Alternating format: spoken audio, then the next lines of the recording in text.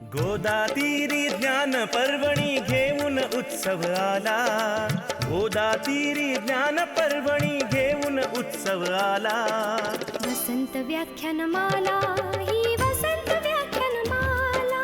वसंत व्याख्यानमाला आली वसंत व्याख्यानमाला. मुहूर्त मेढ मगो रानडे न्यायमूर्तींनी रोवली. जोड त्याला वझेराव साहेबांची मग लाभली. कुसुमांच्या या गावामध्ये कुसुमांच्या या गावामध्ये ज्ञान यज्ञ पेटला. कुसुमांच्या या गावामध्ये ज्ञान यज्ञ पेटला. वसंत व्याख्यानमाला ही वसंत व्याख्यानमाला. वसंत व्याख्यानमाला आली वसंत व्याख्यानमाला. पुष्प गुंफिले सुंदर पहिले वाचस्पती भिडेनी. ज्ञान कुंभ तो प्राशन केला पुण्यवान लोकांनी. परंपरेला जगद्गुरूंचा परंपरेला जगद्गुरूंचा आशीर्वाद लाभला.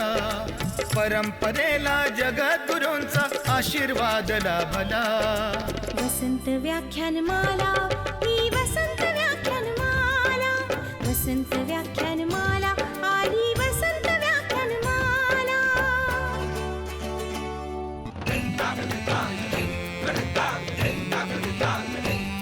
अहो देव मामलेदार पटांगण फुलू फुलू लागले. लोकहिताला शिलेदार ही निस्वार्थी लाभले. खडतर होता मार्ग तरी पण खडतर होता मार्ग तरी पण जागर ना थांबला. खडतर होता मार्ग तरी पण जागर ना थांबला. वसंत व्याख्यानमाला ही वसंत व्याख्यानमाला. वसंत व्याख्यानमाला आली वसंत व्याख्यानमाला. गांधी नेहरू सरोजिनी अंधोंडो केशव कर्वे. स्वप्न दिले स्वातंत्र्यवीरांनी स्वतंत्रतेचे नवे. स्वरलतिकेचा स्वरसागर हा. स्वरलतिकेचा स्वरसागर श्री गोदेला भेटला. वसंत व्याख्यानमाला ही वसंत व्याख्यानमाला. वसंत व्याख्यानमाला आली वसंत व्याख्यानमाला. आचार्यात्रे हिंदुहृदय सम्राट धडाडून गेले. विचारवंतांच्या प्रतिभेचे दर्शन येथे घडले. प्रबोधनाच्या नव्या युगाचा प्रबोधनाच्या नव्या युगाचा पुरस्कार हा झाला. प्रबोधनाच्या नव्या युगाचा पुरस्कार हा झाला. वसंत व्याख्यानमाला ही वसंत व्याख्यानमाला. वसंत व्याख्यानमाला आली वसंत व्याख्यानमाला.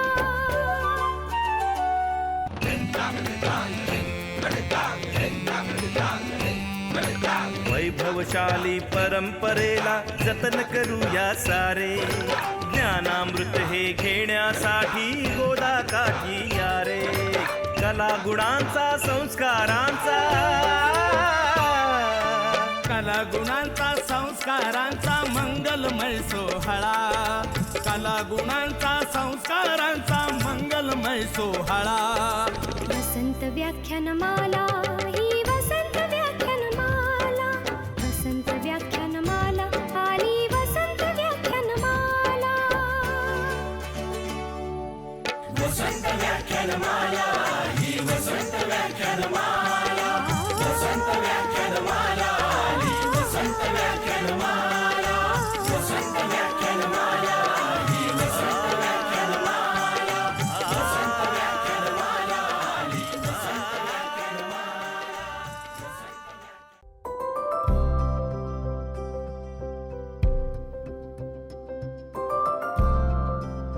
आपल्या नाशिकमधलं एक नाव सातासमुद्रापार शांतपणे जगातील सर्वात कठीण बाजारपेठांमध्ये आपली दमदार ओळख निर्माण करत आहे. सह्याद्री फार्म्स. हे यश मिळवले आहे ते कुणा एका धनाढ्य व्यावसायिकाने नव्हे, तर एकत्र आलेल्या हजारो छोट्या छोट्या शेतकऱ्यांनी. बाहेर देशामध्ये माल जाऊ शकतो माझा, हे कधी म्हणजे माझ्या वडिलांना पण वाटलं नाही, माझ्या आईला पण वाटलं नाही. पैशांची पण खात्री आली आणि एकदम आम्ही निर्धास्त झालो. सह्याद्री म्हणजे सगळ्या शेतकऱ्यांना एक सोनं देऊ राहील. हे घडू शकलं कारण एका छोट्या शेतकऱ्याने पूर्वापार चालत आलेल्या शेतीकडे बघण्याचा आपला दृष्टिकोन पूर्णपणे बदलला. विलास विष्णू शिंदे यांनी शेतीतलं एक महत्त्वाचं मर्म जाणलं. शेतीत समस्या अनेक असतात, परंतु शेतीतील सर्वात मोठी समस्या म्हणजे विखुरलेले एकएकटे शेतकरी. शेतीतल्या समस्या सोडवायच्या असतील तर शेतकऱ्यांनी एकत्र आलंच पाहिजे हे जाणून विलासजींनी छोट्या छोट्या शेतकऱ्यांना गटाच्या रूपात एकत्र आणण्यासाठी प्रयत्न सुरू केले. प्रश्न जो आहे तो आपला आहे आणि ते प्रश्न सोडवण्यासाठी आपल्यालाच आपली ताकद तयार करावी लागेल. प्रश्न मोठा आहे तर तेवढी मोठी ताकद तयार करावी लागेल, हेच त्याचं उत्तर आहे. साल 2011 मध्ये एका अशक्य वाटणाऱ्या स्वप्नाचा पाया रचला गेला. जन्माला आली सह्याद्री. शेतकऱ्यांची, शेतकऱ्यांसाठी, शेतकऱ्यांनी उभी केलेली एक फार्मर प्रोड्युसर कंपनी. छोट्या शेतकऱ्यांच्या या कंपनीने अगदी सुरुवातीलाच जगाच्या द्राक्ष बाजारपेठेत साऊथ आफ्रिका, चिली, पेरू यांसारख्या देशातील मोठमोठ्या शेतकऱ्यांच्या असलेल्या मक्तेदारीला थेट आव्हान दिलं. सर्व शेतकरी त्या बाजाराची जी काही तिथली संधी आहेत ती योग्य पद्धतीने घेत आहेत. तर जर साऊथ आफ्रिकेतल्या शेतकऱ्याला जमतंय, चिलीतल्या शेतकऱ्याला जमतंय, तर आपल्याला जमायलाच हवं. आपली जी काही दुखणी आहेत ती आपण ग्राहकाला सांगून काही चालणार नाहीत. संधी मिळवावं लागेल तर ती तुम्हाला गुणवत्तेच्या आधारेच मिळवावं लागेल. आपल्याला थोडी व्यवस्था काही बदलावं लागेल. या दिशेने अगदी व्यावसायिक पद्धतीने तंत्रशुद्ध काम करत मग छोट्या छोट्या भारतीय शेतकऱ्यांनी एखादा हिरा घडवावा तसे जागतिक दर्जाचे द्राक्ष घडवले आणि द्राक्षाची जागतिक बाजारपेठ हलवून सोडली.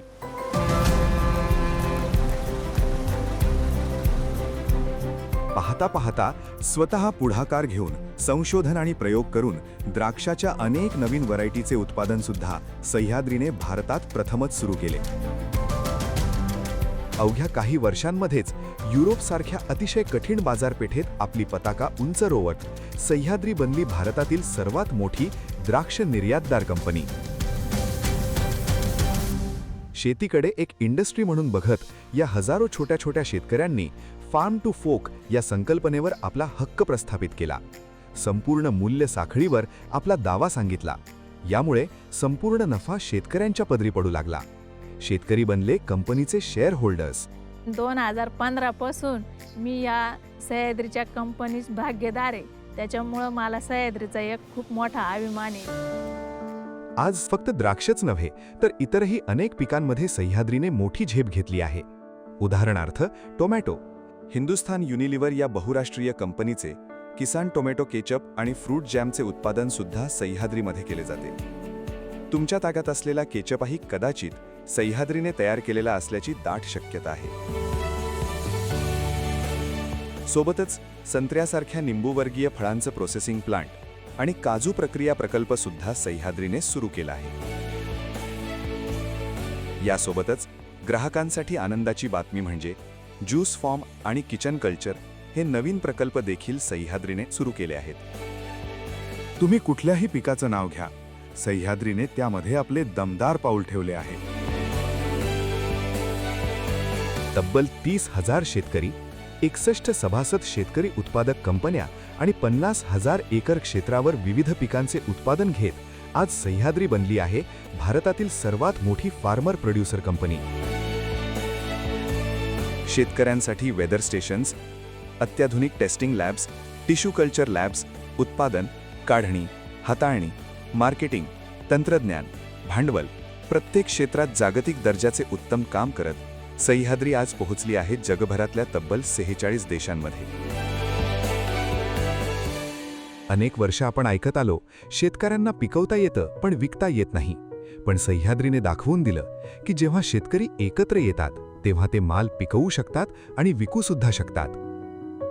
साल 2025-26 मध्ये सह्याद्रीची वार्षिक उलाढाल आहे तब्बल 2,600 कोटींची. एकतेतून शेतकऱ्यांची समृद्धी, नव्या वाणांमधून बदलत्या हवामानाशी लढाई, ग्राहकांसाठी सेफ्टी, अफोर्डेबिलिटी आणि क्वालिटी याला सर्वोच्च प्राधान्य. आणि हे करताना पर्यावरण संदर्भात कुठलीही तडजोड न करणे, या आपल्या तत्वांशी सह्याद्री सदैव प्रामाणिक राहिली आहे. फक्त व्यवसायच नव्हे तर आपले सामाजिक भानही सह्याद्रीने मनापासून जपले आहे.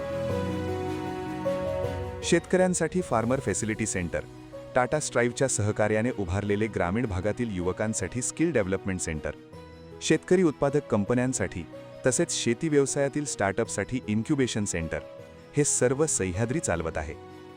तब्बल 6,000 लोकांना सह्याद्रीच्या माध्यमातून रोजगाराची संधी उपलब्ध झाली आहे. आम्हाला खूप आनंद आहे. नाही तर आम्हाला जॉबसाठी पुन्हा मुंबई इकडे तिकडे आज जाण्याची गरज नाही. घराच्या जवळच्या जवळ आम्हाला रोजगार उपलब्ध झालेला आहे. लोकसहभागातून सर्वांगीण ग्रामीण विकासासाठी सह्याद्री झटत आहे. छोटे शेतकरी जर एकत्र आले तर ते एक मोठी झेप घेऊन आकाश काबीज करू शकतात, हे सह्याद्रीने सिद्ध करून दाखवलं आहे.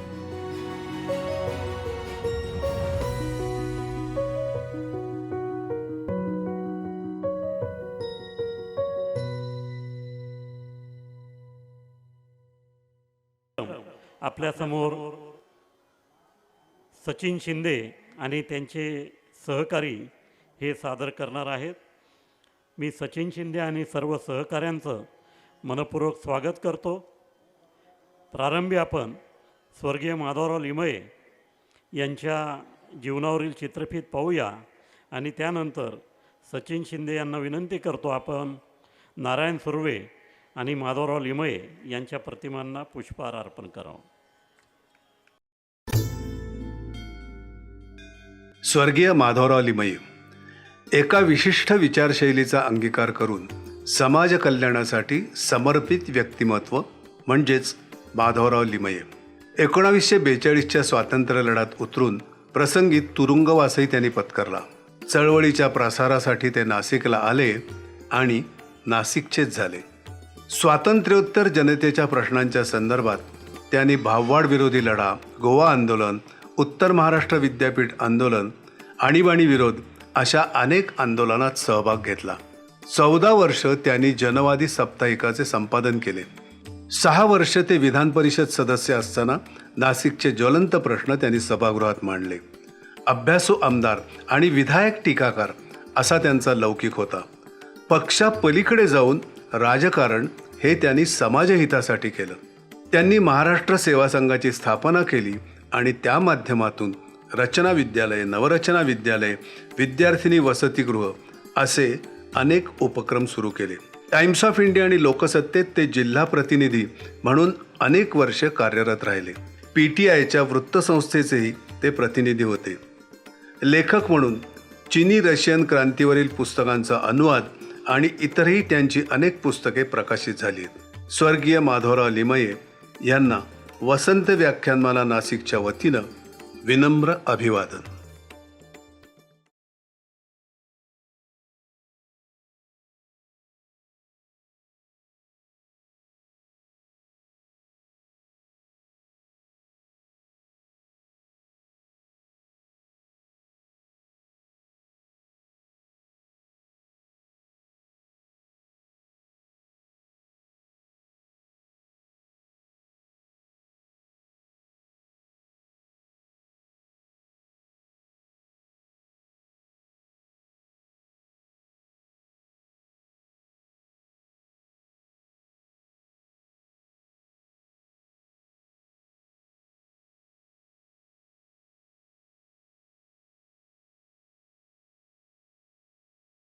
पद्मश्री नारायण सुर्वे यांच्या जन्मशताब्दी वर्षानिमित्त आपला नियोजित कार्यक्रम महेश केळुसकर आणि अशोक मुळे हे सादर करणार होते, परंतु काही ऐनवेळी उद्भवलेल्या अडचणींमुळे ते येऊ शकणार नाही असं काल दुपारी स्पष्ट झालं. आणि आमचे मित्र सचिन शिंदे आणि दत्ता पाटील यांना मी विनंती केली आणि त्यांनी व्याख्यानमालेची अडचण ओळखून लगेच सहकार्याचा हात पुढे केला आणि आता थोड्याच वेळात आपल्यासमोर भाकरीचा चंद्र हा अतिशय सुंदर कार्यक्रम ते आपल्यापुढे सादर करणार आहेत. या कार्यक्रमाचं संहिता लेखन दत्ता पाटील यांनी केलेलं आहे. आपण व्यासपीठावरच्या सर्व पाहुण्यांचा या ठिकाणी प्रारंभी सत्कार करूया. मी गिरणा गौरव प्रतिष्ठानचे अध्यक्ष सुरेश पवार यांना विनंती करतो, आपण आजच्या या कार्यक्रमाचे दिग्दर्शक, प्रख्यात नाटकांचे दिग्दर्शक, ज्यांनी नाट्यक्षेत्रातले जवळजवळ सर्व पुरस्कार हे मिळवून आणि भारतभर कलकत्त्यापासून नवी दिल्लीपर्यंत विविध नाटकं सादर करून नाशिकचं नाव भारतभर उंचावलं आहे, अशा सचिन शिंदे यांचा सत्कार आता गिरणा गौरव प्रतिष्ठानचे अध्यक्ष सुरेश पवार करतील.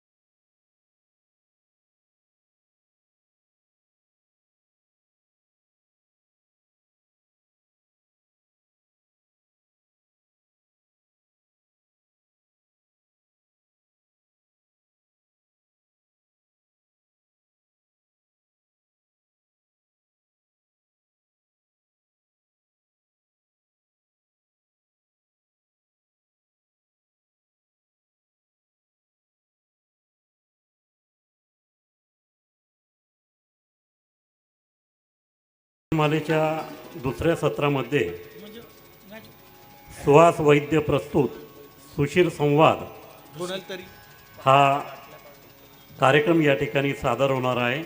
जवळजवळ 16 बासरी वादक या ठिकाणी बासरीच्या माध्यमातून एक वेगळी कला आपल्यापुढे सादर करतील. आपण जरूर त्याचा आस्वाद घ्यावा. आज या ठिकाणी विजय बोरसे यांच्या चित्राचं प्रदर्शन आयोजित केलं आहे. सचिन शिंदे यांना विनंती करतो, आपण विजय बोरसे यांना सन्मानित करून प्रोत्साहित करावं.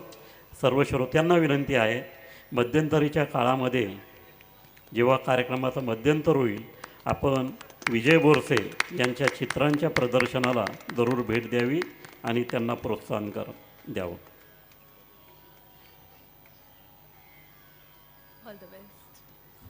उद्या 21 मे उद्या सचिन जाधव ज्यांनी तेंडल्या या प्रख्यात चित्रपटाचं दिग्दर्शन केलं, गेल्या वर्षी प्रदर्शित झालेल्या चित्रपटाला अनेक पुरस्कार मिळालेले आहेत.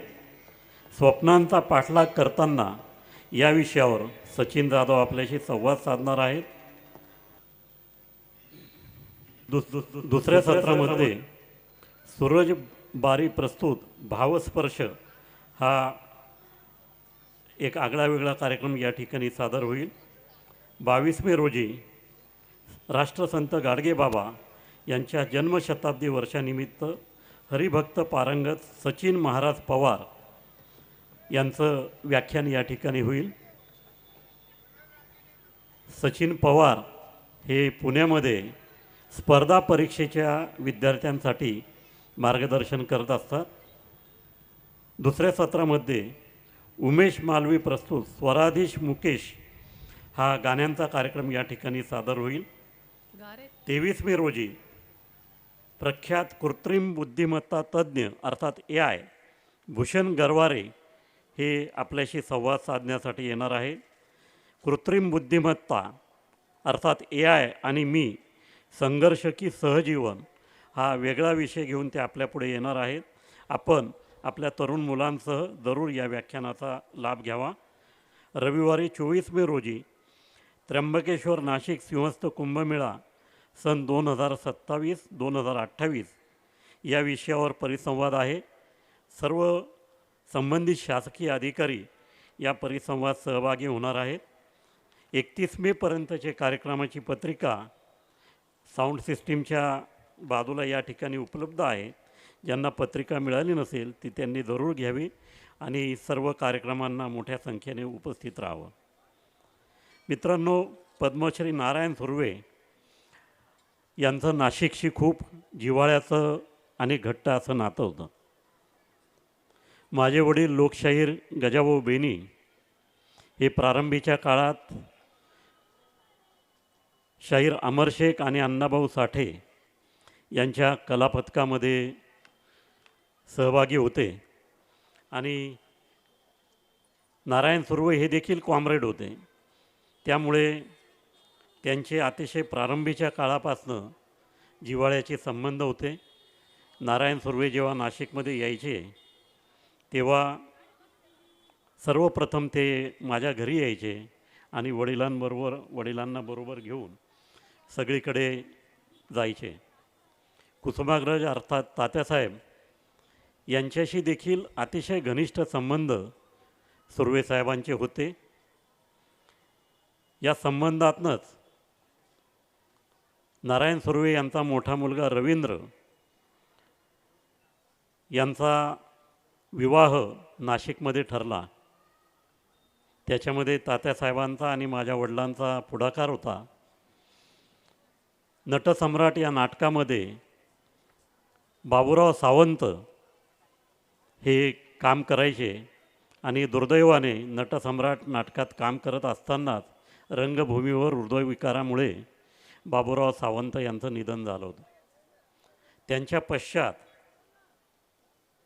बाबूराव सावंत यांच्या पत्नी या नाट्यगृहामध्ये, जेव्हा परशुराम सायखेडकर नाट्यगृह होतं, कालिदास नाट्यगृह होतं, वेगवेगळे नाटकं सादर व्हायचे आणि नाटक संपल्यानंतर कलावंतांना जेवण पुरवण्याचं काम बाबूराव सावंत यांच्या पत्नी द्वारकाबाई सावंत या करायच्या आणि आपलं कुटुंबाचा संसार चालवायचा.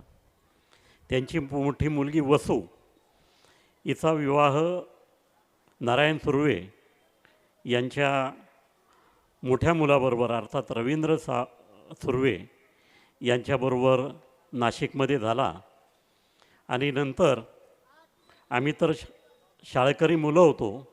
नारायण सुर्वे मुंबईत चिंचपोकळी येथे रेल्वे स्टेशनजवळ राहायचे. तर सत्यनारायण पूजेसाठी आम्ही नाशिकचे गुरुजी घेऊन गेलो होतो आणि 3-4 दिवस अगोदर आम्ही गेलेलो असल्यामुळे चाळीतल्या मुलांशी चांगली गट्टी जमली होती. जेव्हा सत्यनारायण पूजा सुरू झाली तेव्हा ते गुरुजी जे होते खिडकीच्या जवळ बसलेले होते पूजा सांगायला आणि त्यांना लांब अशी शेंडी होती. हल्ली एवढी मोठी शेंडी गुरुजी लोक ठेवत नाही, त्यांना लांब शेंडी होती. आम्ही लहान मुलं चाळीतले थोडे वात्रटत होतो. तर गुरुजींना न कळत त्यांच्या शेंडीला आम्ही एक दोरी बांधली आणि दुसरं टोक त्या दोरीचं त्या खिडकीच्या गजांना बांधलं आणि गुरुजी जेव्हा आरती करायला उभे राहिले तेव्हा त्यांना जोराचा हिसका बसला आणि मग गुरुजी एकदम तापले. बरंच वातावरण तप्त झालं, पण मोठ्या मंडळींनी सावरून घेतलं. अशी एक वेगळी आठवण या निमित्ताने मला सांगावीशी वाटली. पुढे उत्तम कांबळे यांच्याशी नारायण सुर्वे यांचे अतिशय जिव्हाळ्याचे संबंध निर्माण झाले आणि काही दिवस नाशिकमध्ये देखील वृद्धापकाळात नारायण सुर्वे हे मुक्कामाला होते. या संबंधातनंच आपल्या छत्रपती संभाजी स्टेडियमच्या जवळ एक वाचनालय कॉम्रेड मंडळींनी पुढाकार घेऊन उभं केलं आणि त्या वाचनालयाला नारायण सुर्वे वाचनालय असं नाव देण्यात आलेलं आहे. अतिशय वेगवेगळे चांगले उपक्रम उत्तम कांबळे यांच्या नेतृत्वाखाली नारायण सुर्वे वाचनालयाच्या वतीनं सुरू असतात. असा जिव्हाळ्याचा स्नेहसंबंध असलेल्या नारायण सुर्वे यांच्या जन्मशताब्दी वर्षानिमित्त आज आपण वसन व्याख्यानमालेत भाकरीचा चंद्र हा कार्यक्रम आयोजित केलेला आहे. मी सचिन शिंदे आणि सर्व सहकाऱ्यांचं पुन्हा एकदा स्वागत करतो आणि त्यांना विनंती करतो आजच्या कार्यक्रमास त्यांनी प्रारंभ करावा. धन्यवाद.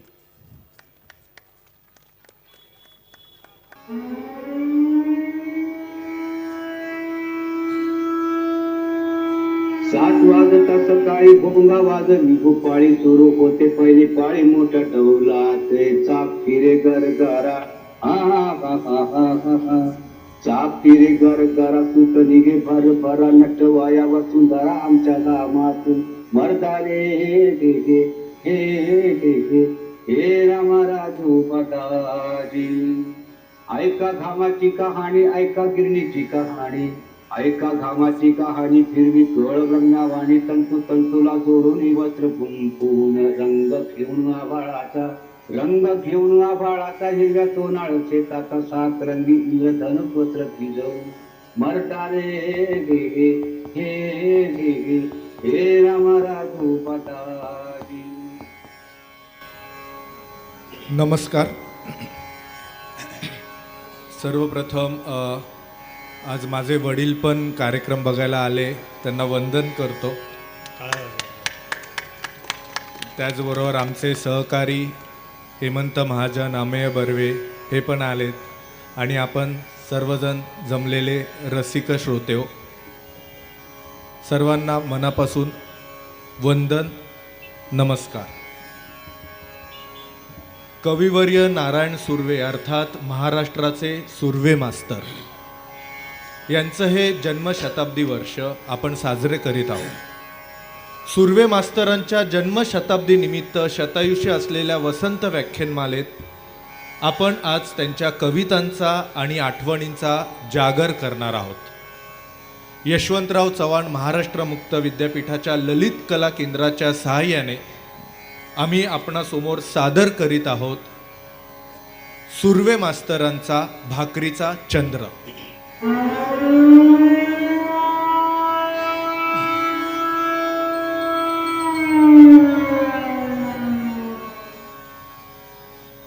मानवतेचा हुंकार बनलेला असामान्य कवी म्हणजे नारायण गंगाराम सुर्वे, म्हणजेच आपले सुर्वे मास्तर. असं म्हणतात, अनेकदा कवी लेखक लिहिताना व्यक्त होताना पलीकडच्या असामान्य विश्वाचा धांडोळा घेत लिहितात, परंतु सुर्वे मास्तरांसारखे फार थोडे कवी असतात जे आपल्या भोवतालालाच विश्वाचा केंद्रबिंदू मानून त्यांच्याकडे पलीकडून पाहतात आणि वैश्विक परिमाणातून लिहितात. त्या लेखनाला मग मानवी चेतनेचा गंध येतो. ते लेखन सतत समकालीन राहतं.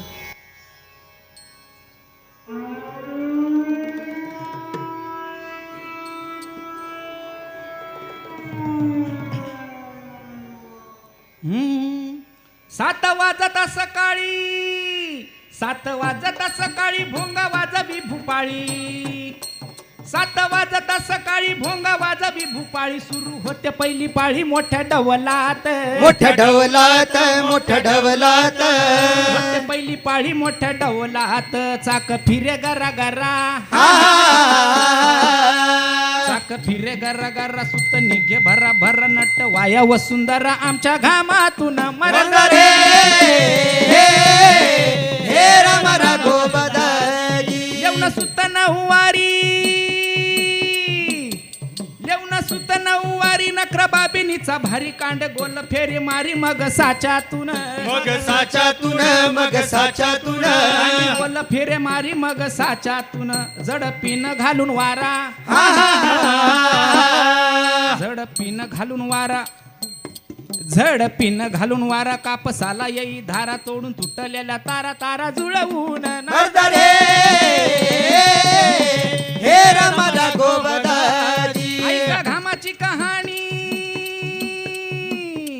ऐका घामाची कहाणी फिरवी कळ जादूवाणी तंतू तंतूला जोडून वस्त्र गुंफून तंतूला जोडून वस्त्र गुंफून रंग आभाळाचा घेऊन आभाळाचा हिरव्या शेवनाळ शेताचा सात रंगी इंद्रधनु वस्त्र बुजवून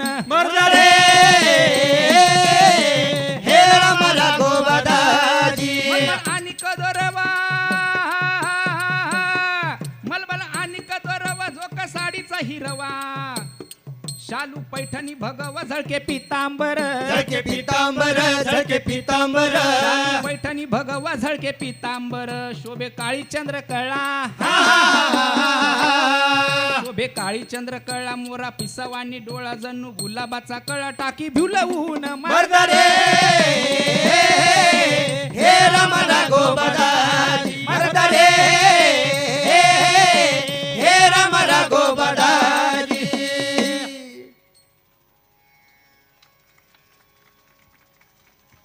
आपल्याला आजही सुर्वेंच्या कवितेतील त्यांच्या काळातला कोलाहल कायम जाणवत राहतो. जो कोलाहल केवळ वेदना मांडतानाच क्रांतीच्या संकल्पनेची भाषा समजावून सांगतो.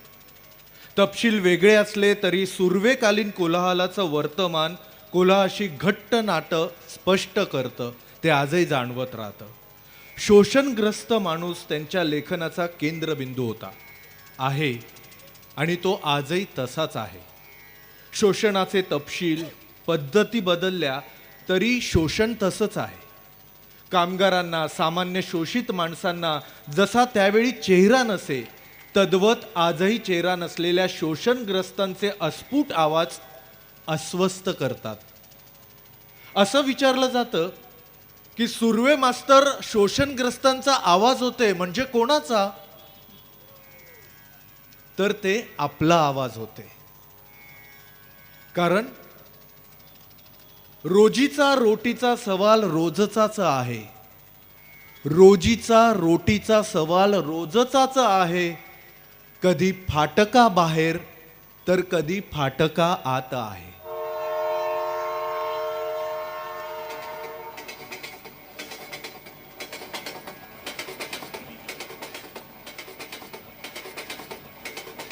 रोजीचा रोटीचा सवाल रोजचाच आहे. रोजीचा रोटीचा सवाल रोजचाच आहे. कधी फाटका बाहेर कधी फाटका आत आहे. कामगार आहे मी तळपती तलवार आहे. सारस्वतांनो थोडासा गुन्हा मी करणार आहे. थोडे सायलेले पाहिलेले जोखिलेले आहे मी. थोडे सायलेले पाहिलेले जोखिलेले आहे. माझ्या जगाची एक गंधवेनाही त्यात आहे. केव्हा चुकलो मुकलो नवे शिकलोही आहे. केव्हा चुकलो मुकलो नवे शिकलोही आहे. जसा जगत आहे मी तसा शब्दात आहे. जसा जगत आहे मी तसा शब्दात आहे. रोटी प्यारी खरी आणखी काही हवे आहे. रोटी प्यारी खरी आणखी काही हवे आहे. याचसाठी माझे जग राजमुद्रा घडवीत आहे. इथूनच शब्दांच्या हाती फुले ठेवीत आहे. इथूनच शब्दांच्या हाती खडगे मी देत आहे. एकटा चालो नाही युगांची ही साथ आहे. सावध असा तुफानाची ही सुरुवात आहे. कामगार आहे मी तळपती तलवार आहे. सारस्वतांनो थोडासा गुन्हा करणार आहे. सारस्वतांनो थोडासा गुन्हा करणार आहे.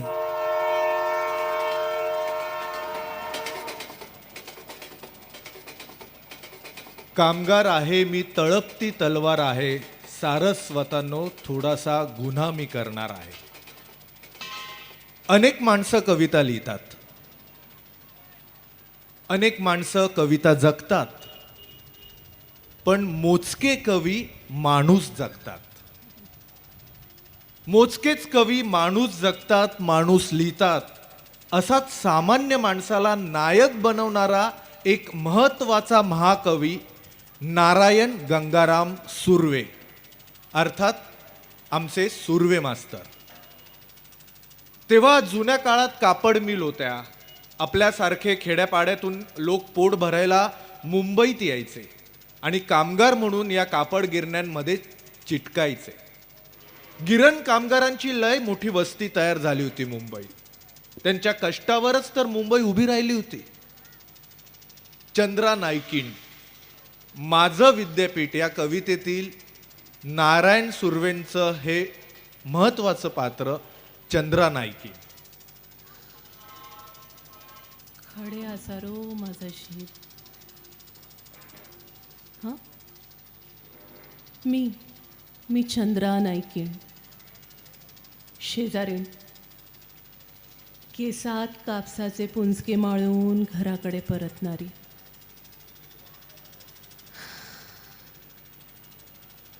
पंखे काढलेल्या केसांवरून कापसा खळीची सोनसरी झुलपावरून झुलणारी. होय, मीच ती चंद्रा नायकीण. चंद्रा नायकीण तशी अनपड, पण रोजच विकत घेई पेपर आणि विचारत जाई.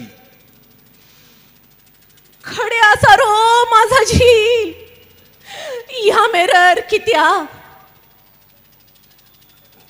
युद्धात मेलेल्या एकुलत्या एक लेकाला शोधत राहील चंद्रा नायकीण आणि ओरडत राहील, खडे आसा रे माझो झील, या मरेर कित्या. बिरबिरायची स्टेशनांच्या फलाटावरून, बराकीवरून.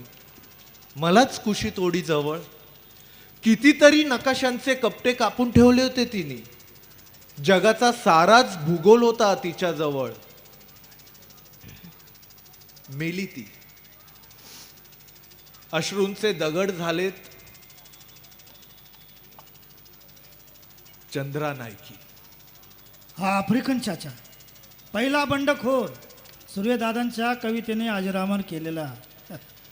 निळ्या छताखाली नांगरून ठेवल्या होत्या साहेबांच्या बोटी. निळ्या छताखाली नांगरून ठेवल्या होत्या साहेबांच्या बोटी. दुखत होत्या खलाशांच्या माल चढवून उतरवून पाठी.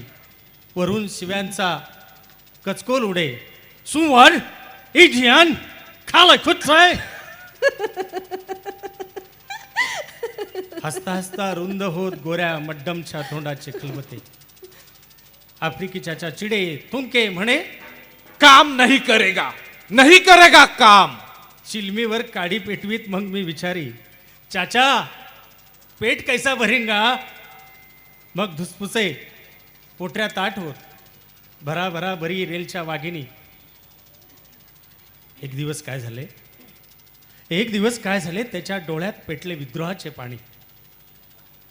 टरकावले घामजले खमीस आणि त्याच्याच क्रेनवर बावटा फडकवला. अडकवून तिथेच देह माझा गुरु पहिले वाक्य बोलला, हमारा खून जिंदाबाद, हमारा खून जिंदाबाद, हमारा खून जिंदाबाद, हमारा खून जिंदाबाद. चाचाने उलटलाच पृथ्वी गोल. खळल्या नसा नसात लाटा, कानांनी झेलले उत्थानाचे बोल. मग अडकवून साखळदंडात हा सिंह सोजीरांनी बोटीवर चढवला. सुर्वे मास्तरांचा हाच तो एक नायक, आफ्रिकन चाचा. इंडियन कालासुवर ही शिवी तो भारतीय नसतानाही त्याच्या जिवारी लागली होती. जगातल्या सगळ्या गरीब दुबळ्यांचं दुखणं एक सारखंच. विषमतेत जगणारी सगळी माणसं समान असतात.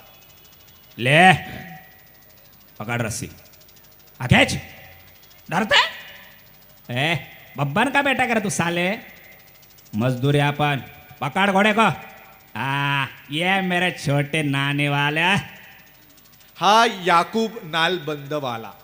सुर्वे मास्तरांच्या संघर्षाच्या काळात आणखी एक त्यांचा हा नायक. वस्ती फुटपाथवर वाटेल तिथे काम करता करता घोड्यांच्या पायांना नाल ठोकणारा पत्रीवाला याकूब नालबंदवाला. एकदा सुर्वेदादा उभे होते याकूबला मदत करत, नालीचा खोका सांभाळत. याकूब मस्त हसे, गडगडे. पत्रीवाला घोडा धूळ झटकीत उभा होई आणि याकूब खुश होई. अपने को काला कांडी, तेरे को जिलेबी खा. आप चल, दूसरा घोडा चल. हा याकूब मेला दंग्यात.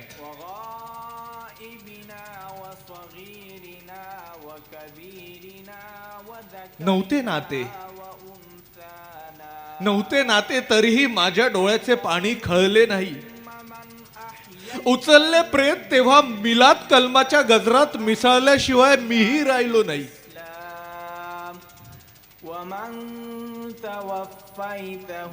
हे नारायणा, अशा नंग्यांच्या दुनियेत चालायची वाट लक्षात ठेव सगळ्या खाणाखुणा.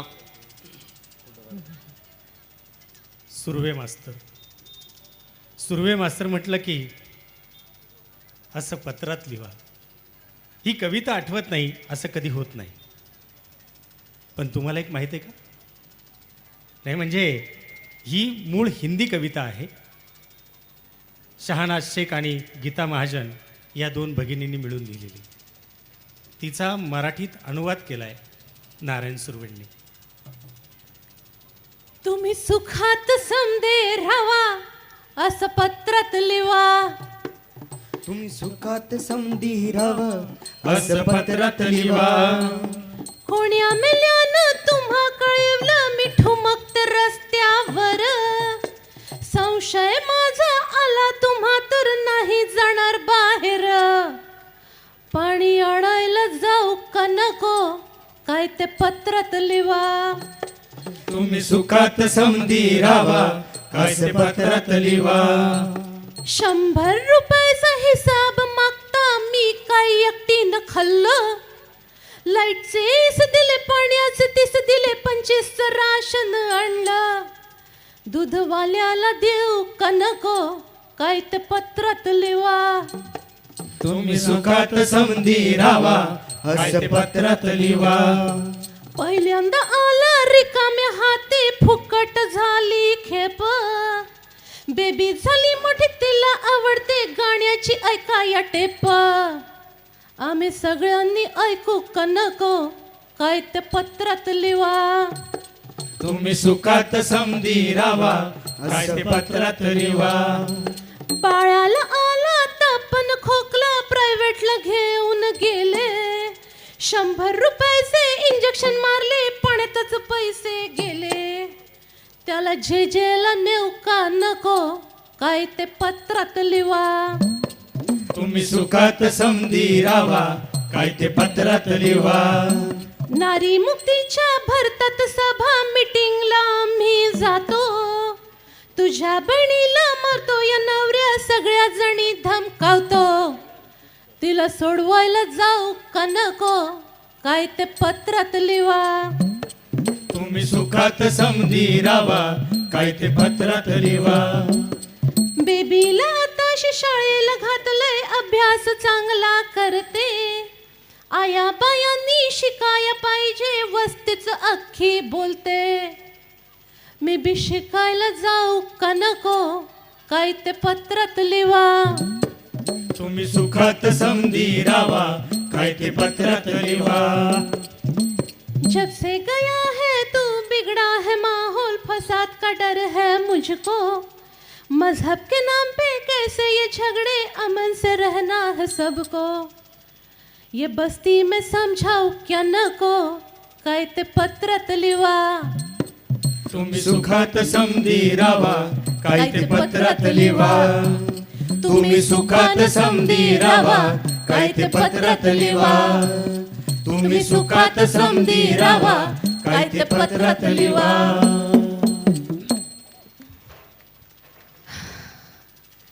आता लावा की मास्तर आमचा नंबर. हा किरकोळ काम आहे, साधी मनी ऑर्डर करायची आहे. लिहायचंय सोबत पत्तर बी.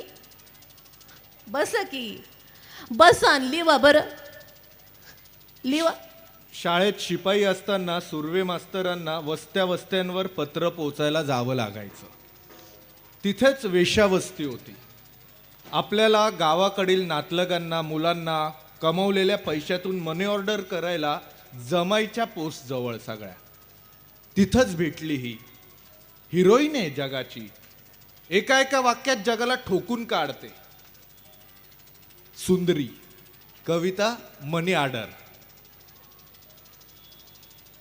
आणि हे बघा असं बिलिवा की मी खुश आहे. हा आता अंग ठणकतंय पर म्हणावं गावापेक्षा बरं आहे. ढगावानी माणूस येतो आणि मामूर होतो बघा. पण बबडी डोक धरल्यावानी प्रत्येकाला विचारते, ए माझ्याकडं येण्याआधी किती जणकडे गेलता. अहो पुरुष तो बस म्हटलं की बसावं, त्यांच्या बायकांना दावं की सोडावं. तुम्हाला म्हणून सांगते, तुम्ही मोर लिवा बरं. मधी आडर उशिरा का होईना पर जातीनं हं म्हणावं नवी वजरटी घडवल्या, वाक्या पाठवल्या ती इष्णूकडं आणि 10 कमी 50 रुपये बी. तेच गंगीला एक पुस्तक घ्या नाम्याला चरडी. रोजचं 10 पैसे द्या म्हणजे पोरग पळल साळणला. हा दोघांनी मुकाबिली बर का. आता हे तरी महागाई वाढली. माणसाला नवी सादर लागती. गिलासावरलं पाणी उडालंय. नुसत्या कंद्या नाही पुरती, आता पंखा लागतो. हा म्हणजे आता हे नका लिहू बर का. हा तुम्ही ऐकत होते म्हणून मी आपलं म्हणले. बघा बाई मला तर हसूच येत या. सांगू की न ग असं होतं या खरं. काय झालं माग एक गिऱ्हाईक आलतं. म्हणलं ही तर राण्यापरीस बैल होशील का. म्या म्हणलं हाय की मी शेजाला तुमच्या. तवा तर पाटलं ना ते. अख्ख्या पुरुष जातीतच मला हसू येतं बया. हे कातड लई वंगाळ बघा.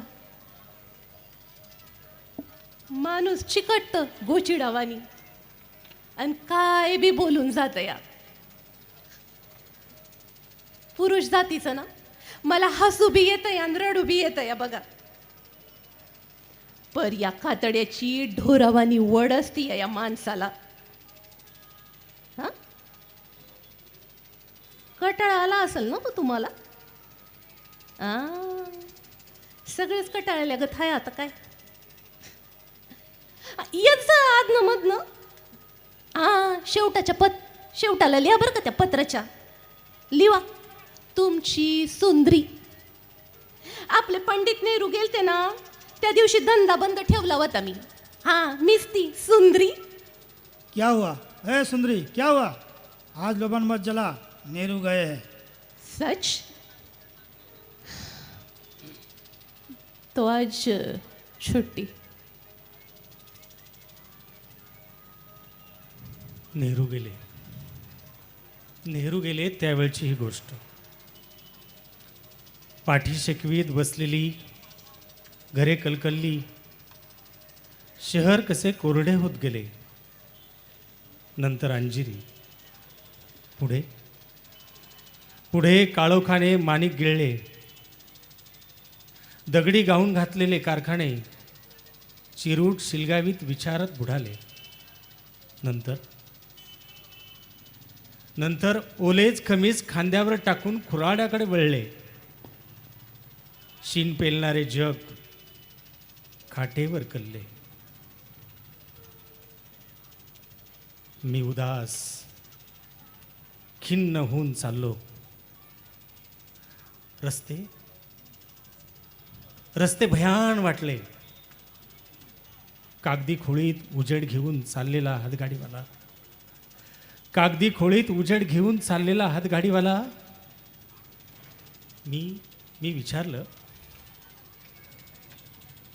हा प्रकाश आता कशाला नेतो आहेस? वा राव, पुढे काळोख दात विचकित असल. हा, नेहरू गेले त्यावेळची गोष्ट.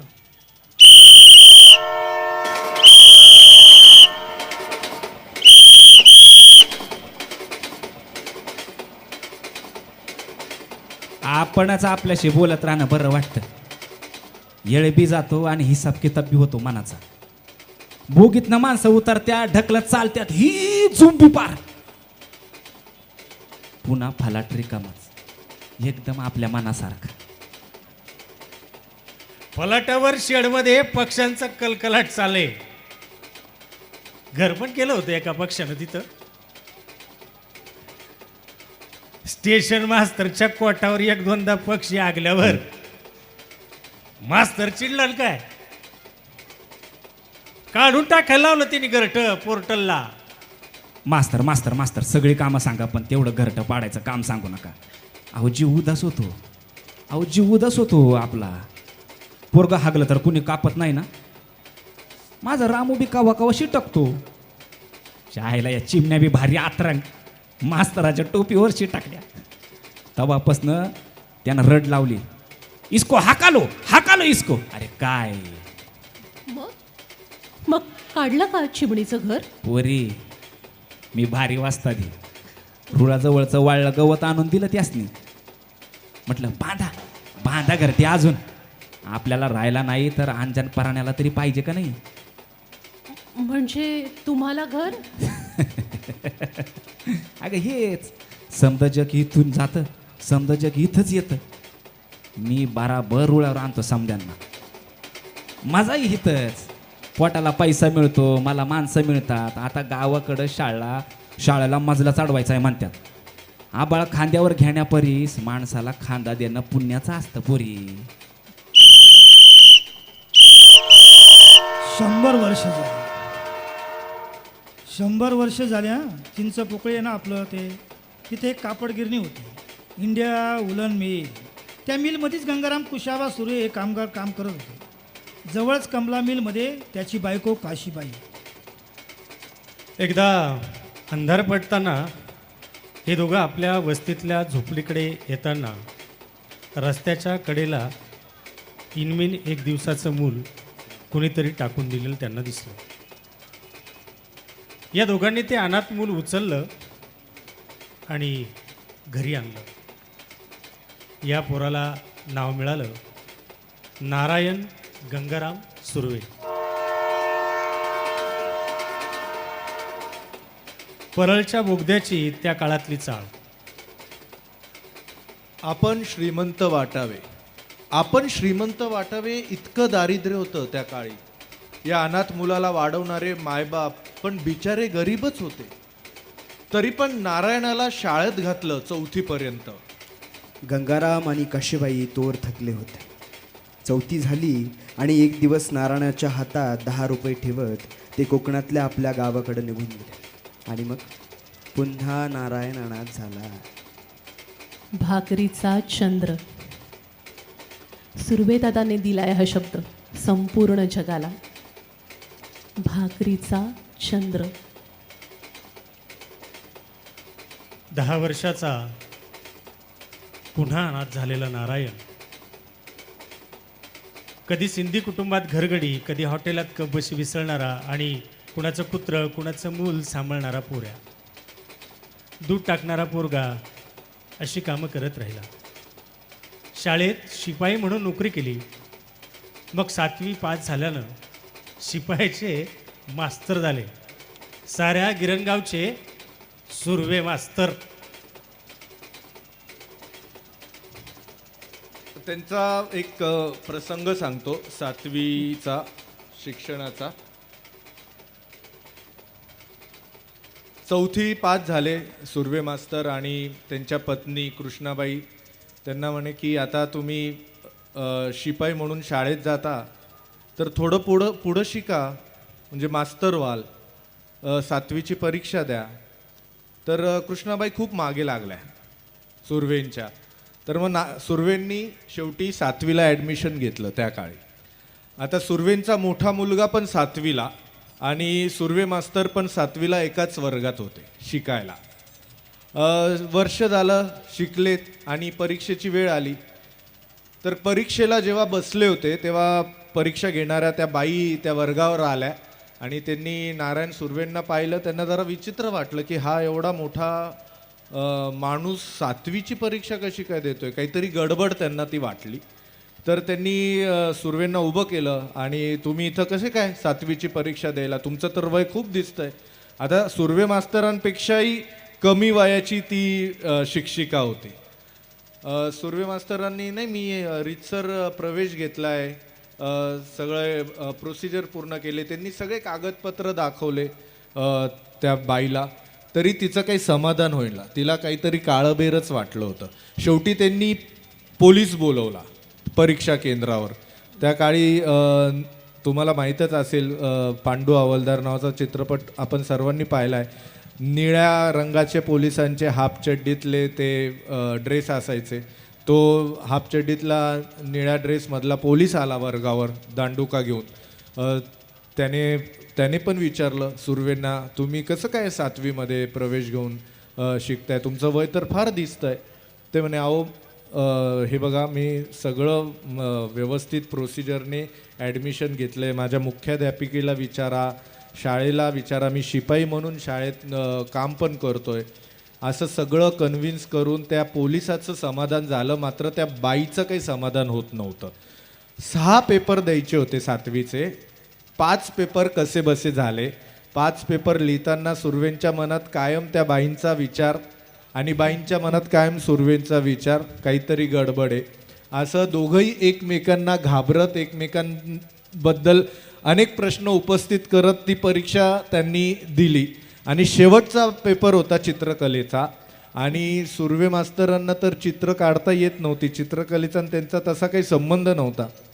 त्यामुळे ते काय करावं, काय चित्र काढावे, कशी काढावी, त्या सगळ्या परिस्थितीत वैतागले होते, अस्वस्थ झाले होते. आणि बाजूला पाहतात तर त्या बाई शेजारी त्यांच्या उभ्या होत्या आणि त्यांनी त्यांना विचारलं का हो काय झालं. बाई म्हणे कधी आयुष्यात चित्र काढली नाहीत, हे चित्रकलेचा पेपर कसा सोडवायचा. घाबरू नका म्हणे, मी तुम्हाला मदत करते. त्या बाई सुर्वे मास्तरांच्या बाजूला बसल्या. त्यांनी त्यांचा तो चित्रकलेचा पेपर पूर्ण केला आणि चित्रकलेचा पेपर पूर्ण झाल्यावर जेव्हा निकाल लागला 7वीचा तर सुर्वे मास्तर 58% घेऊन पास झालेले होते.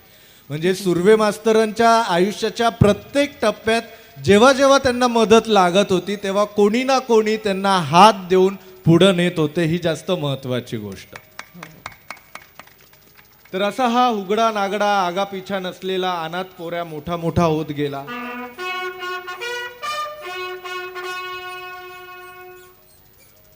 नागड्यानं जन्माला आलेले सुर्वेदादा जेव्हा गेले ना तेव्हा तिरंग्यात लपेटून देशाची सलामी घेऊन गेले.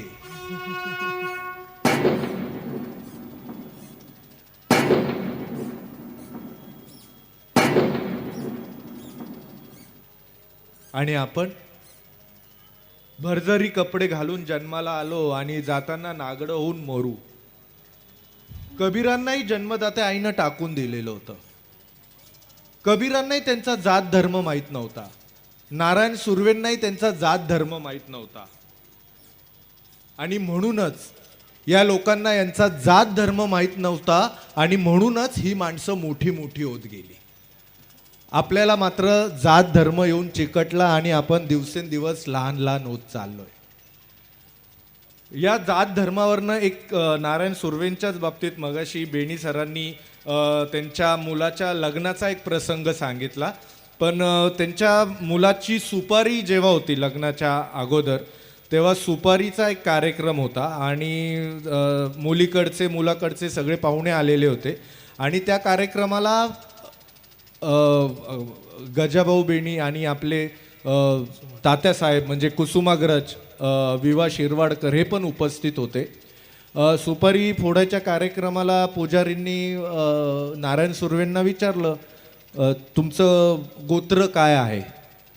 तर सुर्वे एकदम गोंधळले, गडबडले आणि त्यांना काही त्यांचं गोत्र सांगता येईना. तर गुरुजीने अहो असं कसं, गोत्र तर सांगायला लागेल, त्याशिवाय पूजा संपन्न कशी होईल.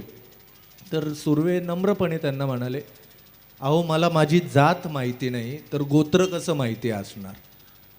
तर हे ऐकून मुलीकडच्या लोकांमध्ये जरा अस्वस्थता निर्माण झाली. अरे ह्या मुलाला याचं गोत्र जात माहिती नाही, आपण बरोबर करतोय की नाही. थोडंसं वातावरण तिथे तापलं, सगळं वातावरण अस्वस्थ होतं. आणि अशा वेळी कुसुमाग्रज म्हणजे आपले तात्यासाहेब उठले आणि त्यांनी सगळ्यांना सांगितलं, सुर्वेंच्या जात धर्माचा काही विचारू नका, त्याची काळजी करू नका, आजपासून मी नारायण सुर्वेचा बाप. आणि तेव्हापासून नारायण सुर्वेंनी कुसुमाग्रजांना म्हणजे आपल्या तात्यासाहेबांना वडील मानलं होतं. तर अशी ही माणसं फार मोठी आहेत. पण जे जन्मदात्या आईनं सूर्यदादांना टाकून दिलं, ती का तिने आनंद थोडी केला असेल. हां, आपल्याला मूल होणं हे किती किती आनंदाची गोष्ट असते, आहे का नाही. ते आपलं मूल नाही हे माहीत असतानाही मुलांसारखं वाढवणं ही त्याहून मोठी गोष्ट असते. हेच अनाथ मूल पुढे जेव्हा कविता लिहू लागलं, अर्धवट भरलेल्या पोटात कविता जाऊन बसते. मग पोट कसं रिकामं राहणार. कबीर पुरस्कार, रशियाचं नेहरू अवॉर्ड, साहित्य संमेलनाचं अध्यक्षपदाचं सन्मानचिन्ह, जनस्थान पुरस्कार, असे कितीतरी पुरस्कार नारायण सुर्वे यांना मिळालेत. पहिला कविता संग्रह काढण्यासाठी दादांनी त्यांच्या बायकोचं म्हणजे कृष्णाबाईचं मंगळसूत्र मोडलं होतं. त्या पुस्तकाला महाराष्ट्र शासनाचा पुरस्कार मिळाला, 1000 रुपयाचा, तोही त्या काळी. आणि कृष्णाबाईंना पुन्हा नवं मंगळसूत्र सोन्याचं मिळालं. कवितेऐवजी रद्दी विकली असती तर बरे झाले असते. कवितेऐवजी रद्दी विकली असती तर बरे झाले असते. निदान देणेकऱ्यांचे तगादे तरी चुकवता आले असते. असे झाले नाही. आम्ही शब्दांतच इतके नादावलो, बहकलो. असे झाले नसते तर कदाचित इमलेही बांधले असते. असे झाले नसते तर कदाचित इमलेही बांधले असते. लोकसेवकांच्या भूमिकेत सारे जीवन अदा केले असते. बरडलेल्या हरेक याचकाने झुकून सलाम केले असते. फियाटच्या मऊ गादीत बसून वाऱ्यालाही गुलाम केले असते. जमलेच असते तर गावात 4 कारखाने पण बांधले असते. चषकातील घोड गिळीतच गालावरचे चंद्र न्याहाळले असते. रोमियोची मजनूची याद काढून आयुष्य घालवले असते. दरेक सभा संमेलनाचे अध्यक्षस्थान आम्हीच भूषवले असते. दारिद्र्यात दिवंगत झालेल्या कवीचे स्मारकही बांधले असते. दारिद्र्यात दिवंगत झालेल्या कवीचे स्मारकही बांधले असते. आम्ही नसतो तर हे चंद्र सूर्य, आम्ही नसतो तर हे सूर्यचंद्र, तारे बिचारे फिक्के फिक्के असते. बापा हो, तुमच्या व्यथांना शब्दात अमर कोणी केले असते. तुमच्या व्यथांना शब्दात अमर कोणी केले असते. जन्म मरणाच्या प्रवासात आम्हाशिवाय सोबतीस कोण असते. चला बरे झाले, आम्हालाच कवितेत खराब व्हायचे होते. चला बरे झाले, आम्हालाच कवितेत खराब व्हायचे होते. सुर्वेदादांना भारत सरकारनं पद्मश्री बहाल केला,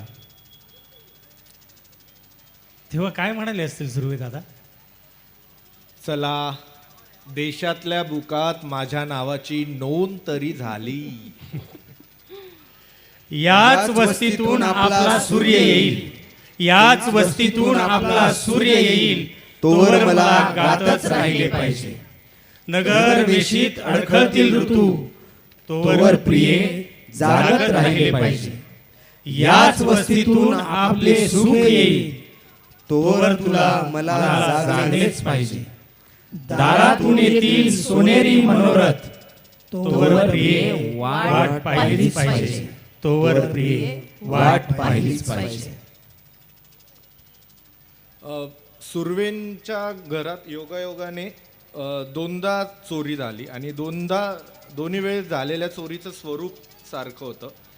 पहिली चोरी झाली 2007 मध्ये आणि दुसरी चोरी झाली आत्ता 2 वर्षापूर्वी त्यांच्या नेरळच्या मुलीच्या घरी.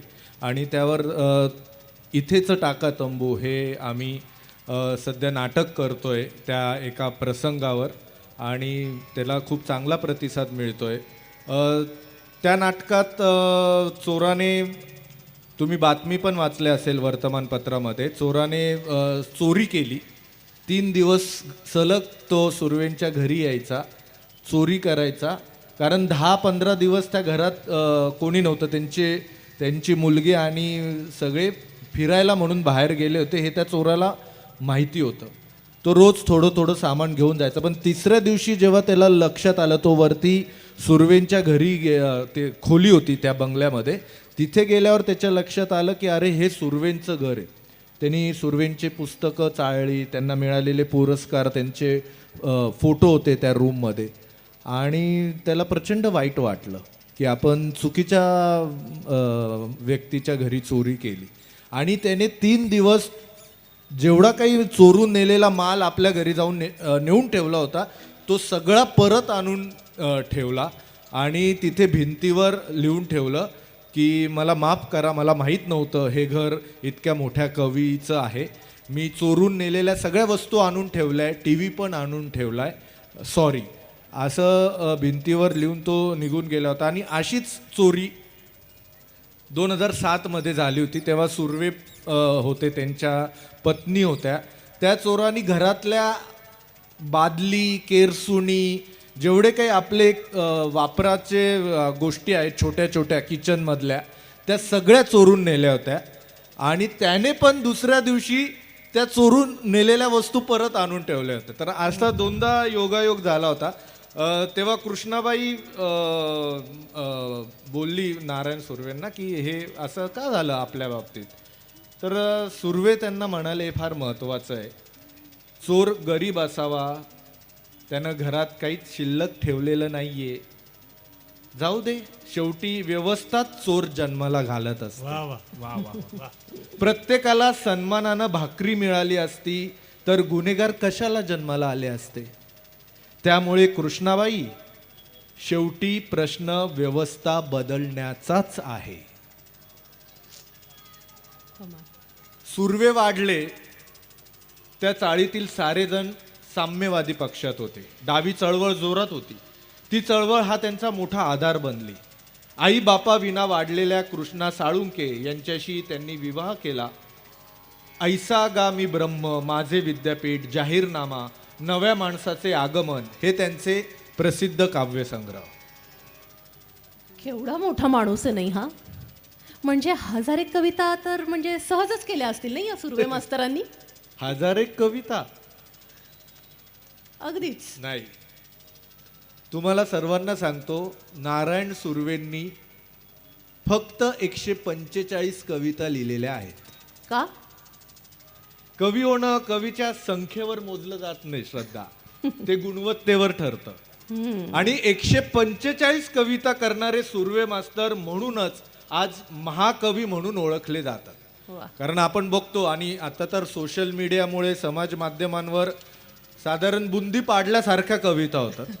पण नारायण सुर्वेंचं हेच महत्त्वाचं मोठेपण आहे. त्यांच्या सगळ्या कविता तुम्ही जरूर वाचा, माझी कळकळीची विनंती आहे. तुमच्या आमच्या जगण्यातल्याच कविता, तुमच्या आमच्या प्रश्नांच्याच कविता त्यांनी लिहिलेल्या आहेत. आणि फार काही नाही आहेत, फक्त 145 कविता तुम्हाला वाचायच्या. डोंगरी शेत माझं ग, मी बेनू किती. ही कविता ऐकली नाही किंवा या कवितेने माणूस खुश झाला नाही असा मराठी माणूस नाही. ही त्यांची खरं तर पहिली कविता आहे किंवा गाणं म्हणू फार तर आपण. एकदा शेतकरी संघटनेच्या आंदोलनात इथे आपल्या चांदवडला 40,000 महिलांनी हे गाणं गायलंय. किती? 40,000 महिलांनी सामूहिकपणे हे गाणं सादर केलं. आणि खरं सांगायचं तर आजच्या भाषेत हे त्यावेळेला सुर्वेंनी केलेलं वर्ल्ड रेकॉर्ड आहे.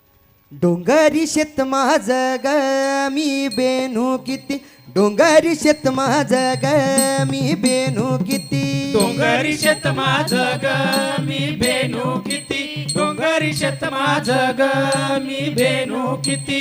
आलावरीस राबून मी मरू किती, आलावरीस राबून मी मरू किती, अलवरीस राबून मी मरू किती, अलवरीस राबून मी मरू किती. डोंगरी शेत माझ ग मी बेनू किती, डोंगरी शेत माझ ग मी बेनू किती, डोंगरी शेत माझ ग मी बेनू किती, डोंगरी शेत माझ ग मी बेनू किती.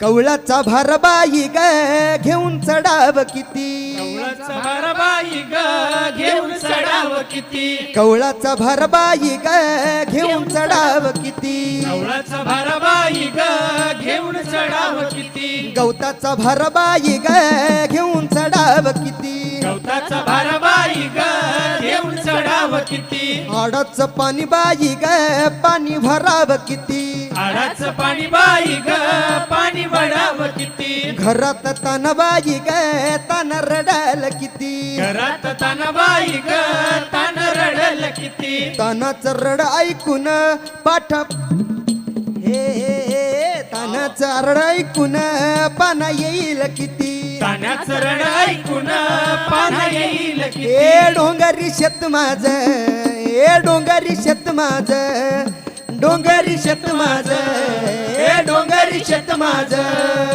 आलाल बरीस जमीन नांगरू, आलाल बरीस जमीन नांगरू, आलाल बरीस जमीन नांगरू, आलाल बरीस जमीन नांगरू, उभा पिकनाचे सोन्यानं फुलवू, उभं पिकनाचे सोन्यानं फुलवू, उभा पिकनाचे सोन्यानं फुलवू, उभं पिकनाचे सोन्यानं फुलवू. पर एक मेला सावकार कोला हिसकून घेतो बाई सोनच गोळ, उपाशी राहू नग आम्ही मराव किती, उपाशी राहू नग आम्ही मराव किती, उपाशी राहू नग आम्ही मराव. ए डोंगरी शेत माझ मी बेनू किती, डोंगरी शेत माझ ग मी बेनू किती, डोंगरी शेत माझ ग मी बेनू किती, डोंगरी शेत माझ ग मी बेनू किती, डोंगरी शेत माझ मी बेनू किती, डोंगरी शेत माझ मी बेनू किती,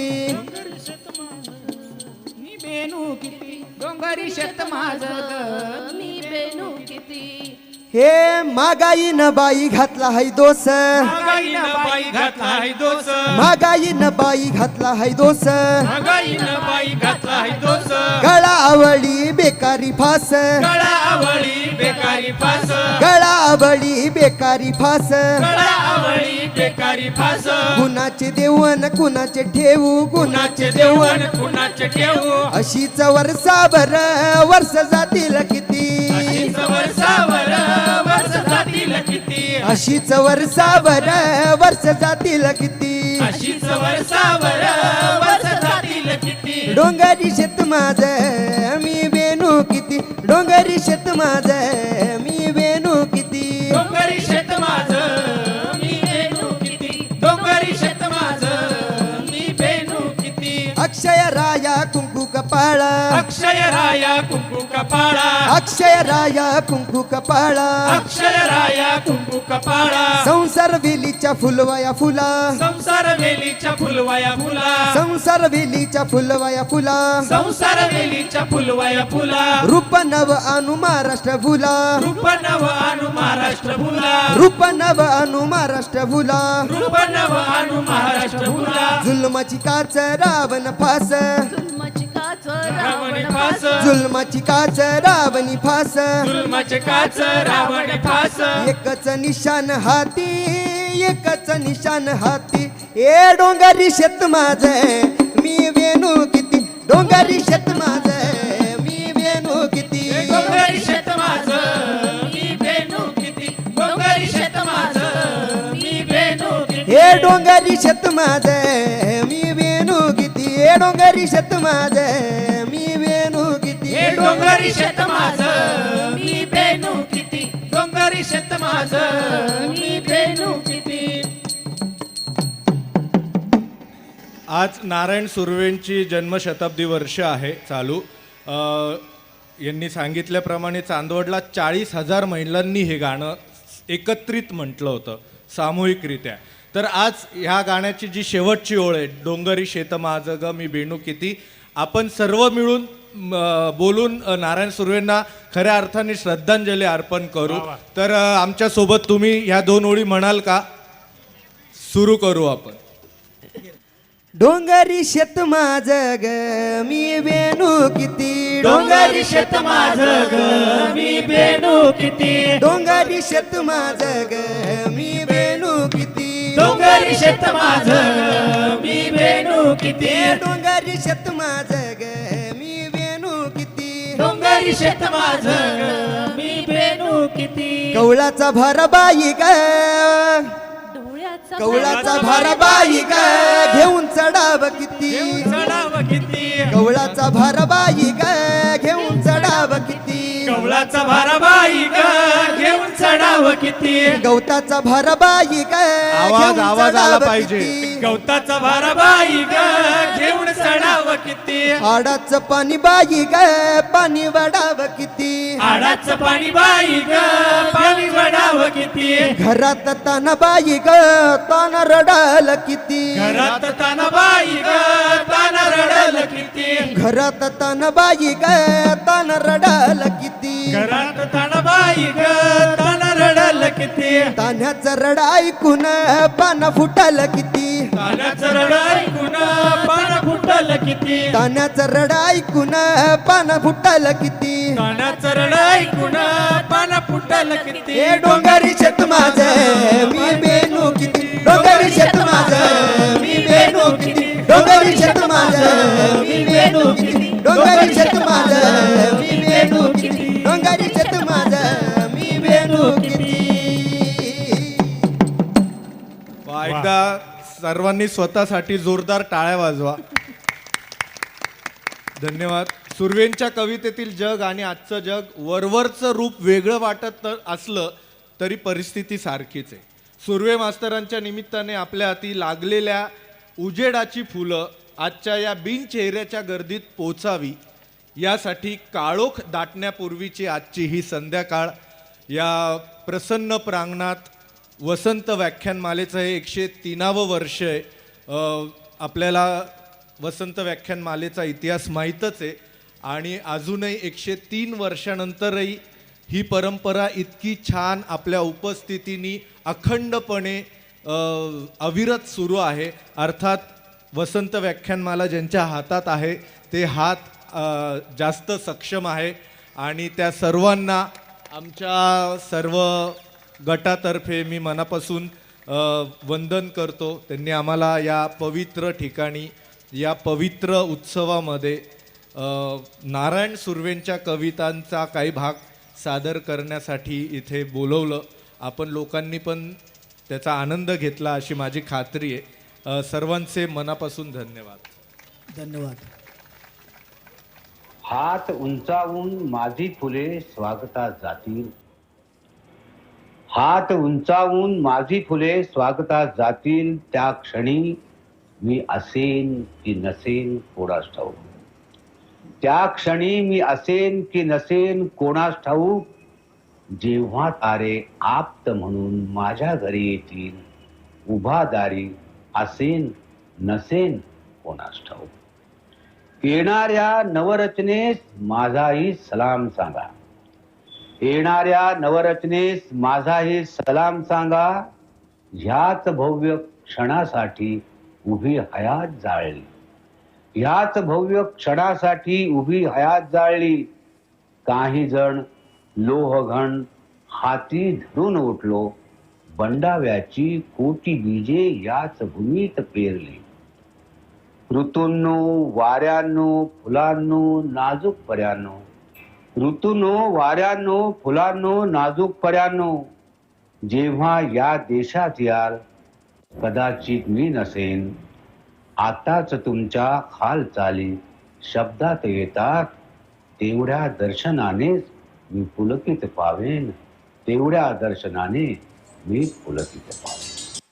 हात उंचावून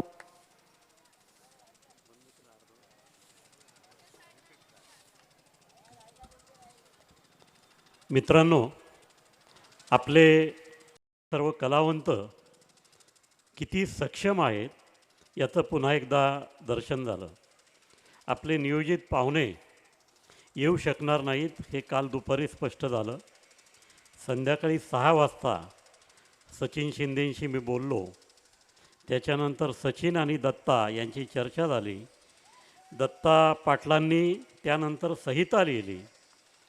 आज दुपारी 3 वाजता या सगळे कलावंत एकत्र जमून त्यांनी प्रॅक्टिस केली आणि आत्ता इतका सुंदर अविस्मरणीय कार्यक्रम आपल्यापुढे सादर केला.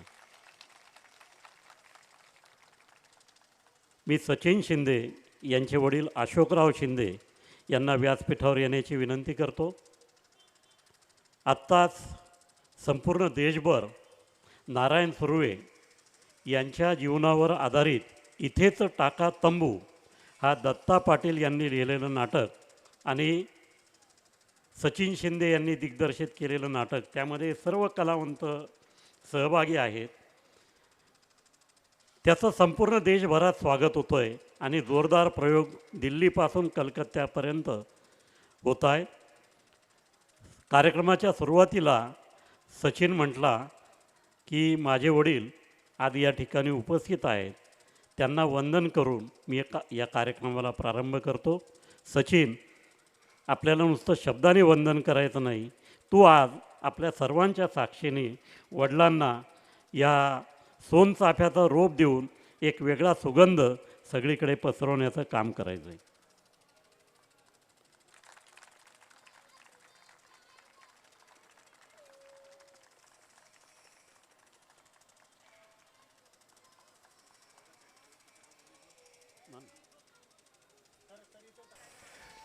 यांना दोघांना समोर पाहिल्यानंतर माझ्या कवितेच्या मला 2 ओळी म्हणण्याचा मोह झालेला आहे, तो इथे मी म्हणतो आहे. कारण सचिन सरांकडनं आम्ही ह्या गोष्टी शिकलो आहे आणि म्हणून खरं तुमच्यासाठी.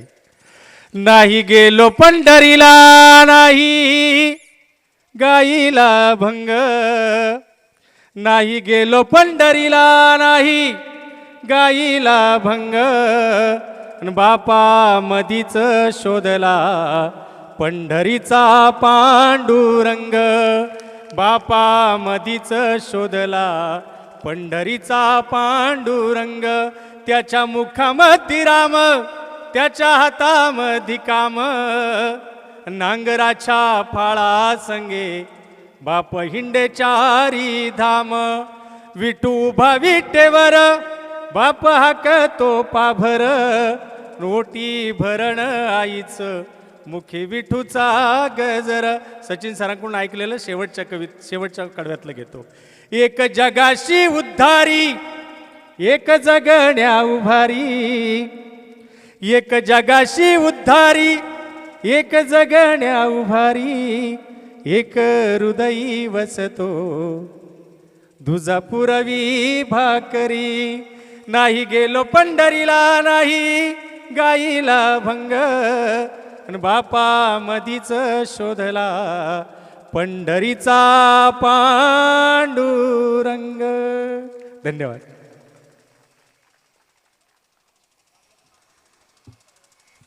मित्रांनो, एका हमालाला सापडलेलं अनाथ मूल म्हणजे नारायण सुर्वे. त्यांनी किती अलौकिक कार्य केलं हे आपल्याला या कार्यक्रमातनं जाणवलं असेल. त्यांनी ज्या काही व्यथा मांडल्या, वेदना मांडल्या, त्या तुमच्या आणि माझ्या मांडल्या. त्यातील अनेक समस्या तशाच आहेत. मी मागच्या आठवड्यामध्ये ABP माझाच्या संपादिका यांना व्याख्यानासाठी आणण्यासाठी गेलो होतो हॉटेल रॅडिसनला. जाताना रिक्षाने गेलो.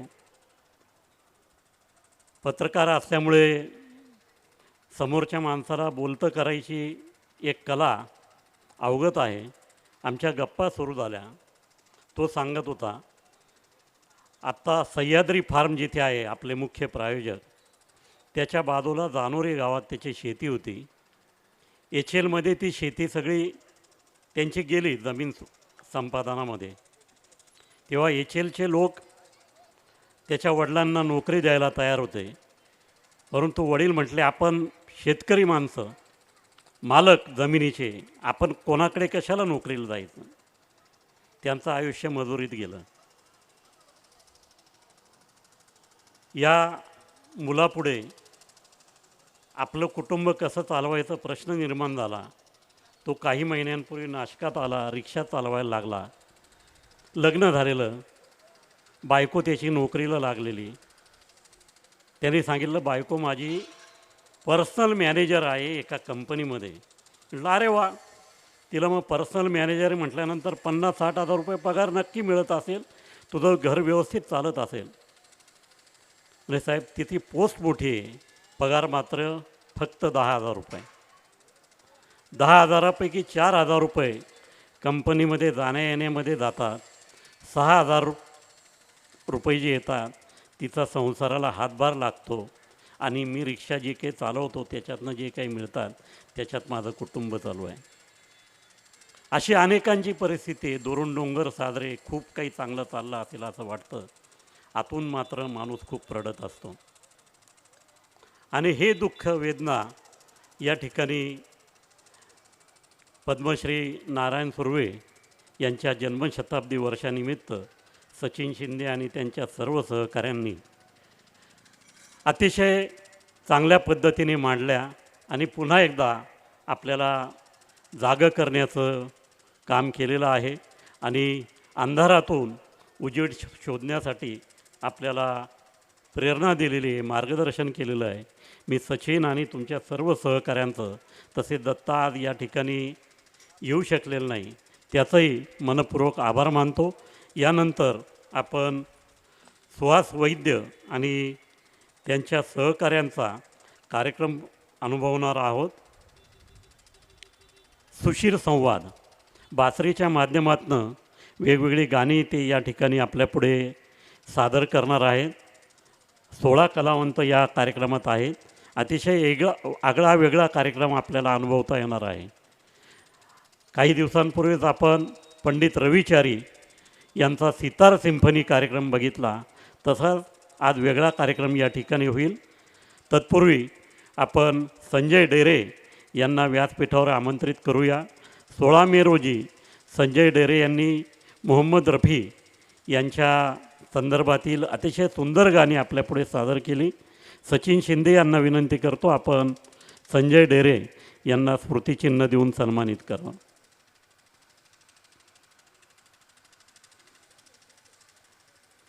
मी व्यासपीठावर सुहास वैद्य आणि त्यांच्या सर्व सहकारी कलावंतांना येण्याची विनंती करतो.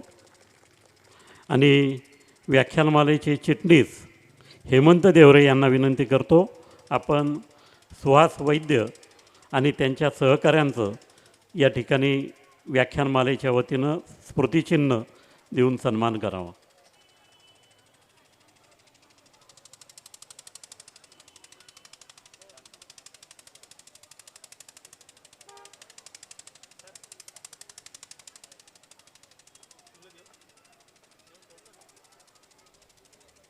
फक्त 5 मिनिटांच्या मध्यंतरामध्ये हा कार्यक्रम लगेच सुरू होईल. आपण रसिक श्रोत्यांनी चित्रांचं प्रदर्शन जरूर बघावं आणि आपल्या चित्रकाराला प्रोत्साहन द्यावं.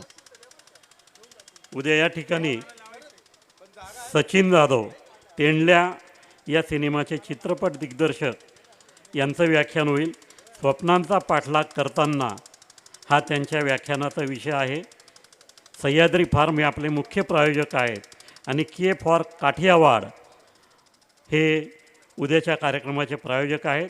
दुसऱ्या सत्रामध्ये सूरज बारी प्रस्तुत भावस्पर्श हा कार्यक्रम होईल. कला निकेतन महाविद्यालयाच्या विद्यार्थ्यांचं चित्रप्रदर्शन या ठिकाणी होईल. धन्यवाद. उद्याही आपण मोठ्या संख्येने उपस्थित राहा अशी आपल्या सर्वांना विनंती आहे.